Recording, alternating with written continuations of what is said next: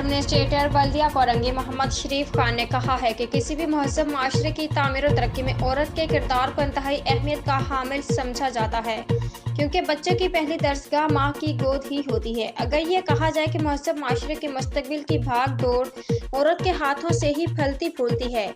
इन ख्यालात के इजहार उन्होंने महकमा तालीम बल्दिया कोरंगी के ज़रिए-ए-तमाम ख़वातीन के आलमी दिन के मौका पर बहैसियत मेहमान ख़ुसूसी अपने ख्यालात के इजहार करते हुए किया। इस मौका पर मुत्तहदा कौमी मूवमेंट के सिंध असम्बली में खातून पार्लियामानी लीडर, रुकन सूबाई assembly Rana Ansar, director education Mushahid Anwar, deputy director Shah Faisal Khurshid Alam, deputy director Korangi Mazeen Khatoon, deputy director model zone Nadeem Ahmed, ख़वातीन असातिज़ा की बहुत बड़ी तादाद भी मौजूद थी।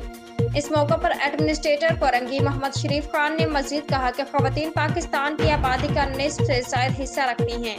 उनकी इज़्ज़त और एहतराम करना हम सब की ज़िम्मेदारी है। हमारे दीन इस्लाम ने ख़वातीन को आज से 1400 साल पहले बराबरी के हकूक़ दिए, माँ के कदमों तले जन्नत और बेटी को घर की रहमत करार दिया। इस्लाम ख़वातीन के वक़ार को मानद किए बगैर उन्हें ज़िंदगी के हर शोबे में मुस्बत किरदार अदा करने की हौसला अफजाई करता है। ख़वातीन को मज़ीद बाइख्तियार उनके तहफ़्फ़ुज़ और मुनसफ़ाना हकूक़ को यकीनी बनाने के लिए पूरे माशरे को मिलकर काम करना होगा। उम्दा में पकाएं और जी भर के खाएं।